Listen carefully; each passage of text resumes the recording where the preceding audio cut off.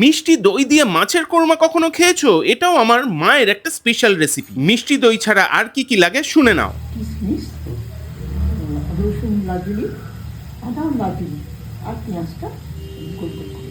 হ্যাঁ, আর সঙ্গে লাগে একটু এরকম গরম মশলা। মা নুন হলুদ মাখিয়ে মাছ এবং আলুটা অলরেডি হালকা করে ভেজে রেখেছিল। আমার মেয়ে নিচ থেকে টক দই আর ঘিটা নিয়ে আসলো। মা বলল একটু টক দই দিলে নাকি স্বাদটা আরো বাড়ে। মা একটু ভাজা আলুগুলোর উপরে ঘি আর গরম মশলা দিয়ে নেড়ে চেড়ে নিল। তারপর দিয়ে দিল কুচনো রসুন, সেটা একটু ফ্রাই করে দিয়ে দিল কুচনো পেঁয়াজ। ওটা একটু হালকা আছে নাড়াচাড়া করতে করতে দিয়ে দিল মাছ ভাজার তেলটাও। তারপর একটু উষ্ণ গরম জলে দেখি একটা একটা করে আলুগুলো সব ট্রান্সফার করে দিল। আর এদিকে কড়াইতে দিয়ে দিল কুচনো আদা এবং কিশমিশ। মা রিপিটেডলি বলে দিয়েছে আদাটা দেওয়ার পরে যেন বেশি ফ্রাই না করা হয়। ব্যাস, এরপরে দিয়ে দিতে হবে মিষ্টি দই এবং টক দই পরিমাণ মতো। দইয়ের পরিমাণটা ডিপেন্ড করবে তুমি কতটা সুইটনেস চাও ডিশটাতে তার উপরে। দই দেওয়া হয়ে গেলে সামান্য নুন দিয়ে ভাজা মাছগুলো দিয়ে দিতে হবে। একটু কাঁচা লঙ্কা অ্যাড করে দেবে 2-3টে।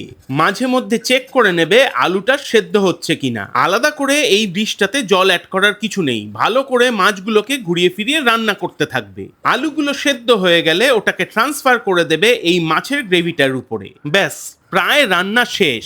একটু বাদে আগে আলুগুলোকে তুলে নেবে একটা বাটিতে, তারপরে এক এক করে মাছগুলোও তুলে নেবে তার উপরে পড়ে থাকা গ্রেভিটাকে ঢেলে দেবে। এই মাছের কোরমাটা গরম গরম ভাত দিয়ে খেতে অপূর্ব লাগে। আমি তো হালকা করে একটু মাছ গ্রেভি আর একটা লঙ্কা ঘষে নিয়ে খাই।